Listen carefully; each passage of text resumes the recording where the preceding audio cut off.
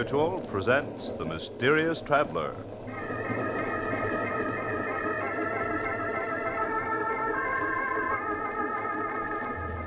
This is The Mysterious Traveler, inviting you to join me on another journey into the realm of the strange and the terrifying. I hope you will enjoy the trip, that it will thrill you a little and chill you a little. So settle back, get a good grip on your nerves, and be comfortable, if you can. For in a few moments, you're going to meet a ghost, the strangest phantom that you ever heard of. But first, I want you to be my guest on a little train ride. We're running at 60 miles an hour on open track in the dead of night. Now we thunder through a sleeping village. Then beyond it, we plunge into the waiting mouth of a tunnel. We race through the tunnel and into the open again. Over a trestle and on into the night. A little world of our own, rushing forward resistlessly, a symbol of power and speed and life. Yes, trains do have a life of their own, as you'll see in the unusual ghost story that I call The Locomotive Ghost.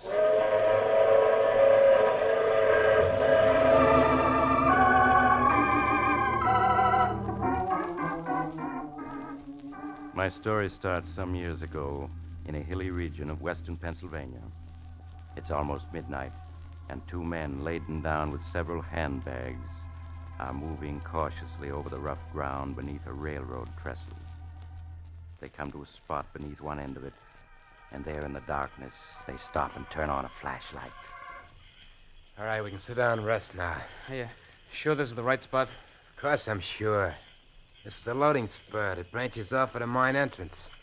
Main line's over there, about 100 yards away. How long do you think we'll have to wait? 5 or 10 minutes.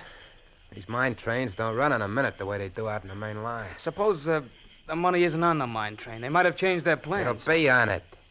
Those miners are waiting for their pay, and the treasurer's bringing it himself. Plus bonus money and cash for operating expenses.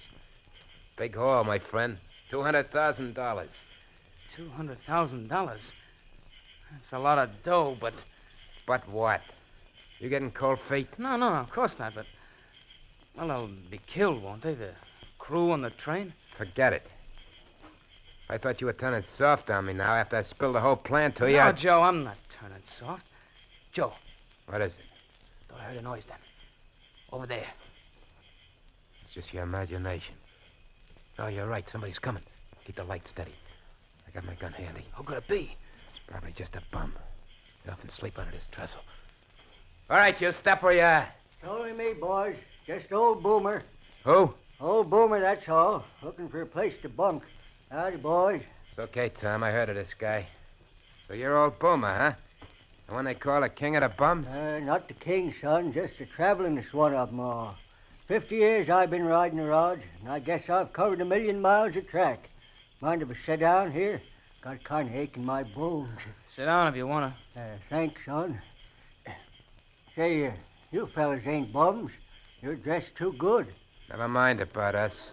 Curiosity ain't healthy. Old Boomer never fights with anybody. Live and let live's his motto. Listen, here comes number 25.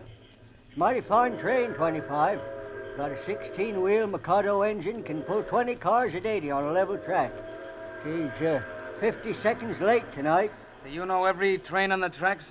Pretty near, son, pretty near. I ain't rode 'em all. I rode 'em all, I mean, from the Lackawanna to the Santa Fe. There ain't much about trains I don't know.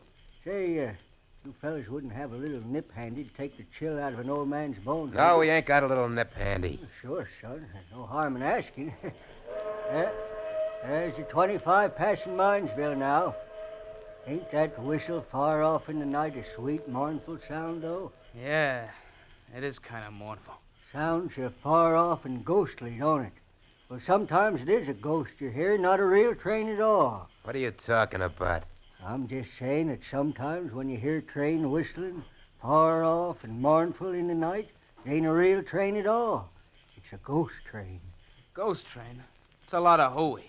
You just think so because you're young and don't know better. But old Boomer can tell you. There's ghost trains and plenty of them. They're the ghosts of trains that died in wrecks. Anything as live as a train is bound to have a ghost live on after. All right, can the chatter. You're hurting my ears. Let him talk, Joe. It helps pass the time. All right, but if you ask me, he's spouting a lot of bushwhack. Go on, Boomer. What were you saying about trains having ghosts? Well, I've seen 'em many a time. They're running the tracks with all the lights out, going faster than the wind. Not a sound coming from 'em.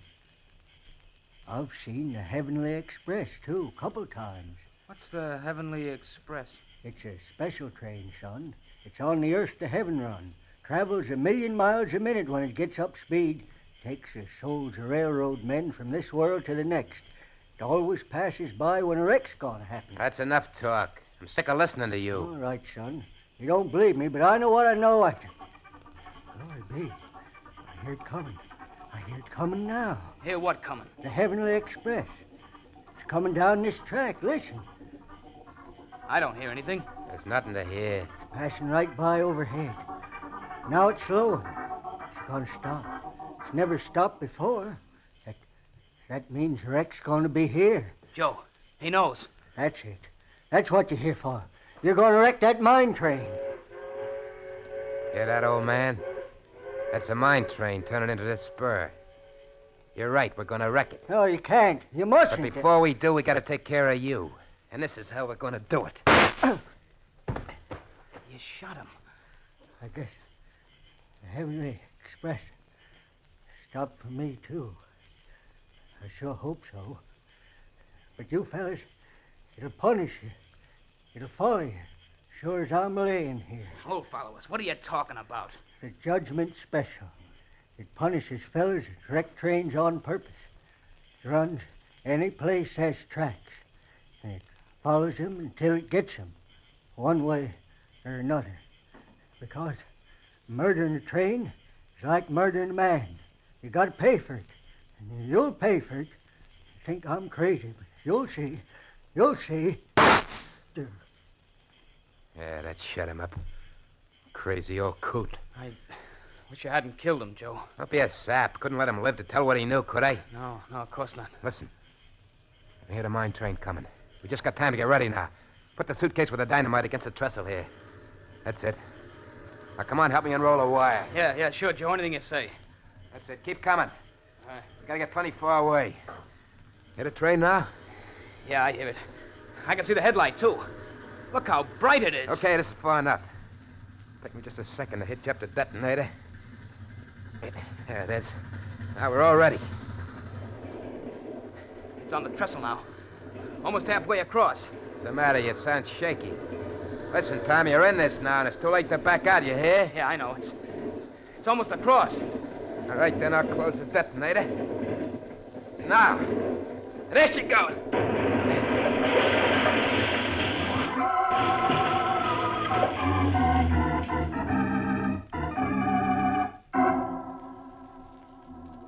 3 hours later, the two men, Joe Malone and Tom Henderson, were driving eastward through the night, far from the scene of the train wreck. Between them on the seat was a large handbag, and Joe Malone at the wheel patted it lovingly.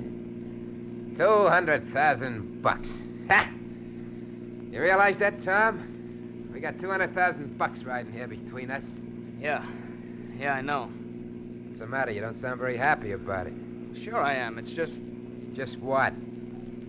Well, I can't help remembering the crash when the mine train went into the ravine. The way the whistle kept screaming, just like the locomotive was something alive that was being Oh, killed. for Pete's sake, the whistle valve got stuck when the engine crashed, that's all. Sure, I know that, only... Well, I just can't help remembering it. Joe, the crew were all killed, weren't they? Suppose they were. What do you care? You're as nervous as an old woman. You should never have rung you in on this job. I'm all right, really I am, Joe. Listen, what are you going to do with your 100,000? I'm heading for the big town. Gonna have one swell time. Gonna buy new clothes, stay at the best hotel in town, and really cut loose. Meet me in New York, I'll show you a real time. Where are you going to stay? Mrs. Miller's boarding house. It's over on the west side. You can find it in the phone book. I'm just staying there till I can buy some real classy duds. And I'm moving to Park Avenue. Always had a yen to live on Park Avenue. Now I'm gonna see what it's like. Yeah, sounds all right. Maybe, Joe, look out, that train! What'd you do that for? Why'd you grab the brake? You stalled us right here in the middle of a railroad crossing. I had to, Joe. The train on the track there in front of us. We almost ran into it. What are you talking about? There wasn't any train on that track. But there was, running without lights and not making a sound. You're crazy. I tell you, there wasn't anything in sight, not even a handcar. But I saw it, Joe. Never heard of a train running without lights. That proves you're crazy. Well, maybe it was an empty. But if I hadn't stopped the car, we'd have smashed into the side of it. A good mind to suck, you one. Now we're stalling the railroad track, and the car won't start. I'll get out and push. Joe, look! A headlight! Real train this time, coming around the bend. It's not 200 yards off. Joe, it's gonna hit us. We gotta jump. Yeah, but this door won't open. It's stuck. Come on, out this side. Come on, I got the bag. Oh, my coat's caught in the car door. I'm stuck. Help me. I can't, Joe. Jump!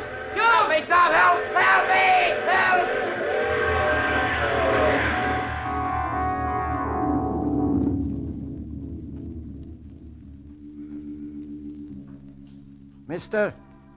Mister, you all right? Yeah. Yeah, I'm all right. But my friend, he must have been killed. Yes, he sure was. So when do you get away? Look at your car. There's pieces of it spread a quarter mile up the track. Whatever made you stop right there on the crossing? Car stalled. Who are you? I'm the crossing watchman. Watchman? Why weren't you on duty? Why didn't you signal there was a train coming? Because I didn't know it, mister. That was the wrecking train taking doctors down to Mineville. It was unscheduled. Oh, I see.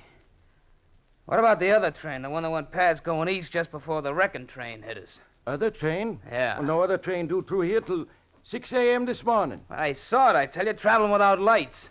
No train ever travels without lights. It's against the law. Say, are you drunk? No, I'm not. Where you going? Listen, I got a report to make on this. You got to fill out a form. Forget it, I'm not interested. Getting away from here. I'm going to New York.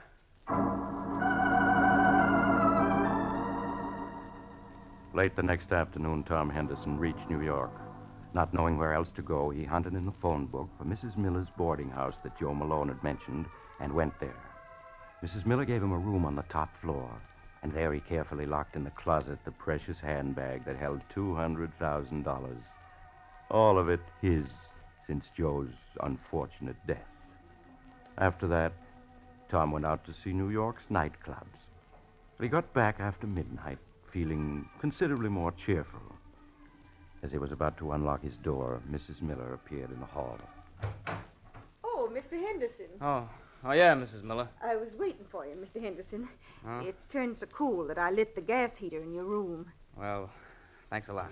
I just wanted to warn you that you... What was that? What was what, Mr. Henderson? That whistle just now. What was it? A boat out in the river? Oh, that was a freight train, Mr. Henderson. Freight train? Here in the heart of New York? Well, yes. They come down the west side elevated tracks to the freight yard downtown. They run past just a few yards down the street. I didn't know that. I wouldn't have come here if I had. Oh, I'm sure they won't bother you, Mr. Henderson. Really, they won't. Well, good night. No. Oh, battle axe. She's sure they won't bother me. It's too late to find someplace else, or I'd leave here right now. I'll close the window. I'll keep the sound out. Anyway, suppose I can hear a train or two. But I'm can hearing them do me.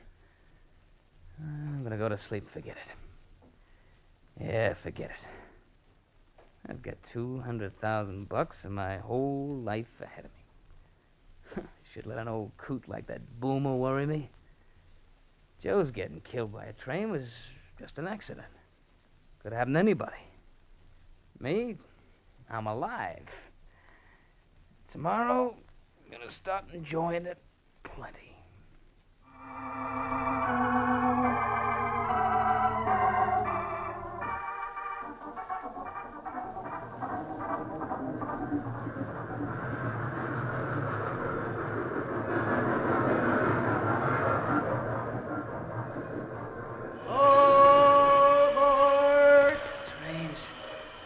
Still hear trains. All aboard, son. We're leaving in 1/1,000,000th of a second, and we gotta be on time. Boomer, it's you. That's right, son. You gotta wake up and get aboard. We're pulling out. Well, I'm at a railroad station someplace, but everything's so misty I can't see much. No time for talking, son. Gotta get aboard. Yeah, but I'm the only passenger, except for you and me, there isn't another soul in sight. And you're wearing a conductor's uniform. They promoted me. Now, come on, get aboard. Yeah, but I don't want to. I don't like trains. I don't want to go anyplace. Can't help it. This is a special trip just for you. And you got to be aboard. Come on now, up those steps. That's it. Now we're off, right on time to the 1,000,000th of a second.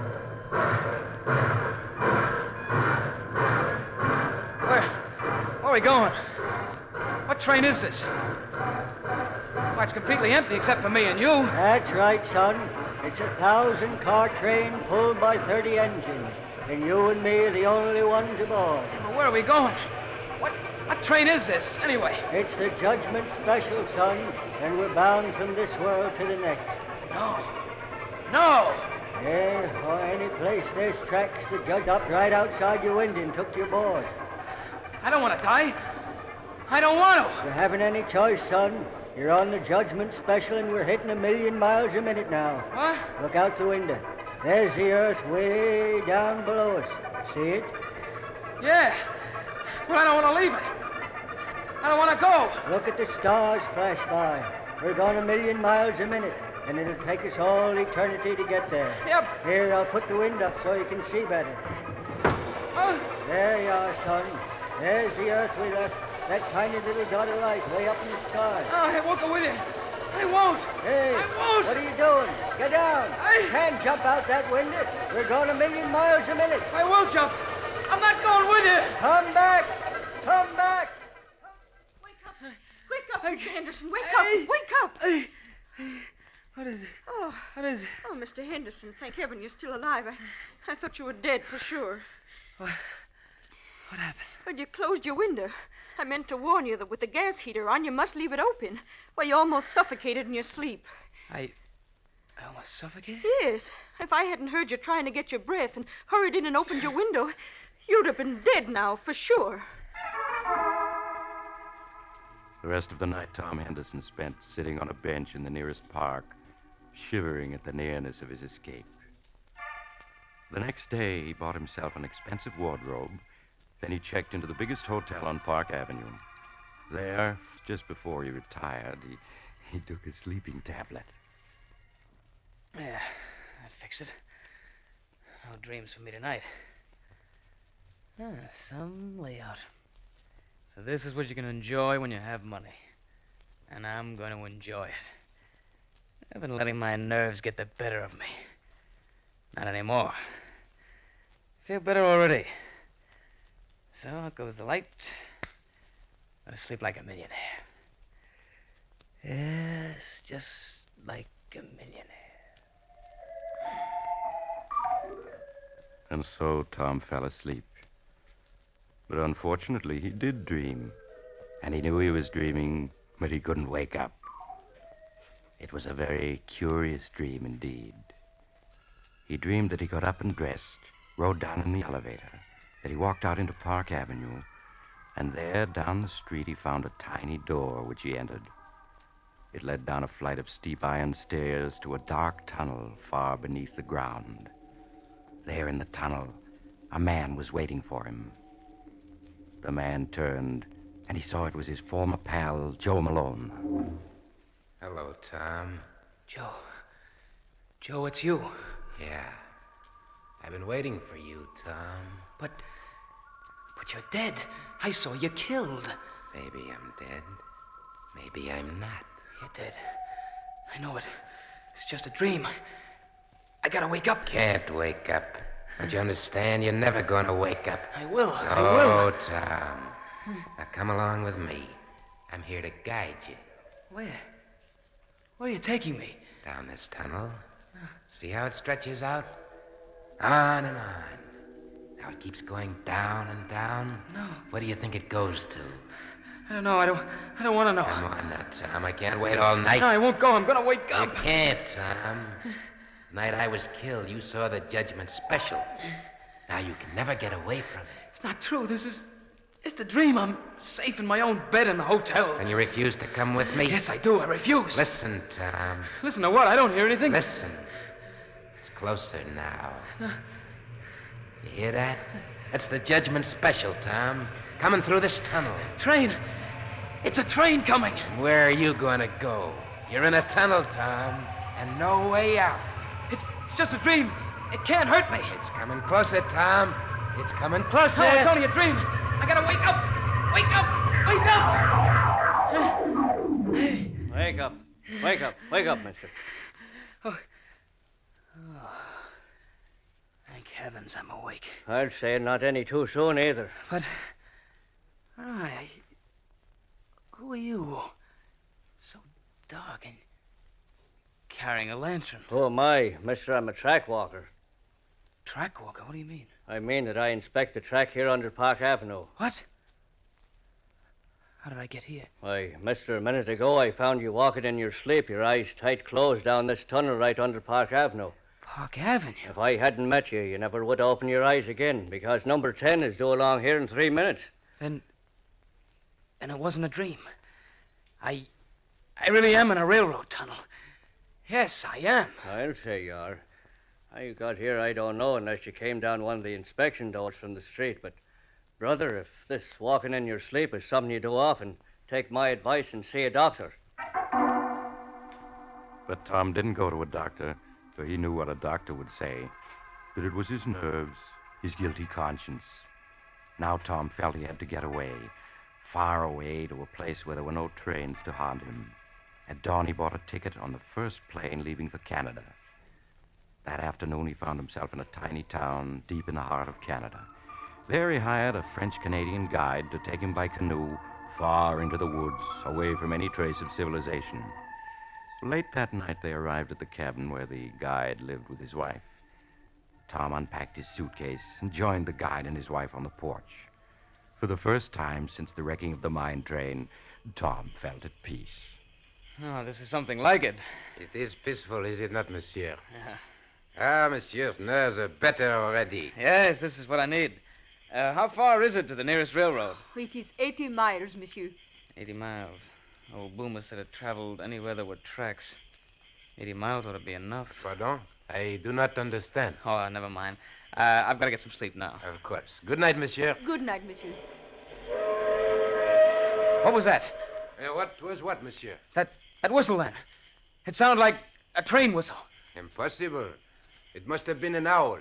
Yeah, sure. Sorry I bothered you. Good night. Tom entered his room and went to bed, but he could not sleep. He tossed and turned, and at last got up and dressed. Oh, the moon is bright. I'll take a little walk. Gotta calm myself down. There's nothing to worry about now, not a thing. Out here in the wilds, I'm safe. Perfectly safe. Tom left the cabin and entered the woods. They pressed thick around him, but an open passageway through the trees attracted Tom. He started down it, the moonlight illuminating his way. He paused and made a startling discovery. Why, I'm walking on old railroad ties. And there are tracks here, all rusted and loose. But the guide said there wasn't a railroad closer than 80 miles. He lied to me. He tricked me. A train. There's a train coming. It's coming toward me. There's a headlight. I gotta run. Run! Run!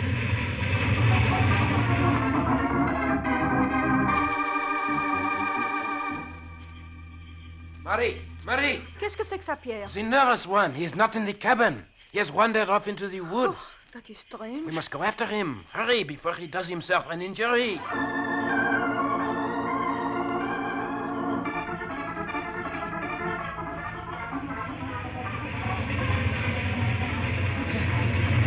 It's still behind me.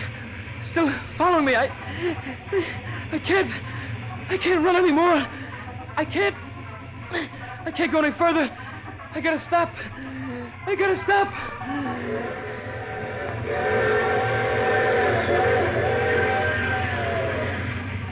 Judgment special, son.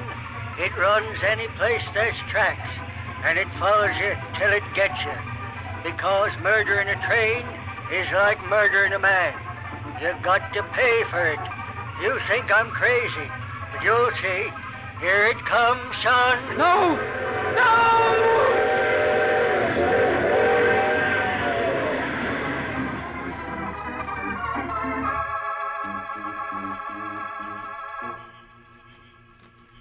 He cannot be far now, Murray.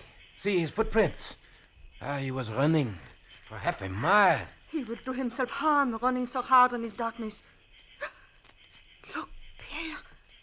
Voila. Yes, it is the nervous one. We have found him. He's lying face down. Wait, I will turn him over. Pierre, he lies so still. Has he done himself an injury? No, Murray.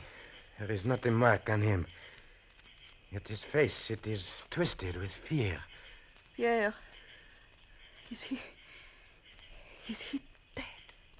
Yes, Murray, he is dead. His heart. He killed himself by running, no doubt. But what was it he ran away from? There is nothing dangerous in these woods.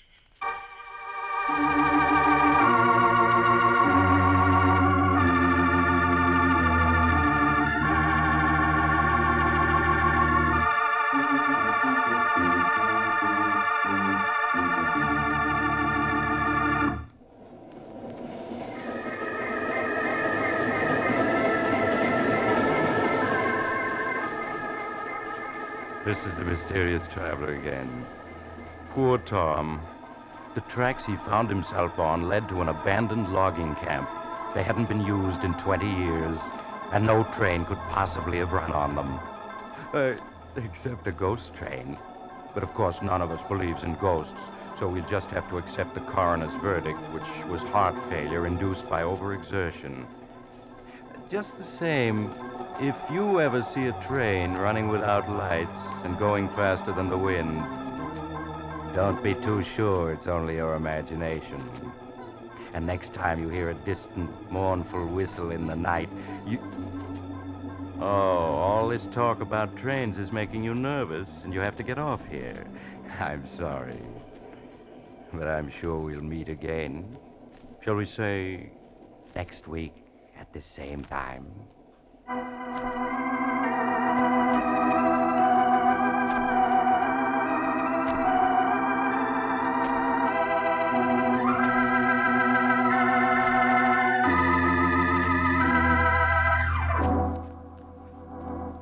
You have just heard The Mysterious Traveler, a series of dramas of the strange and terrifying.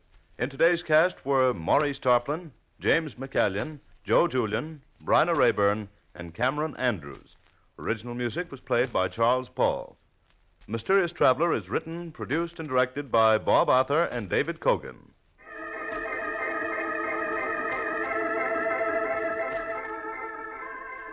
Listen next week to a tale titled The Man the Insects Hated. Another strange and shivery tale of the mysterious traveler.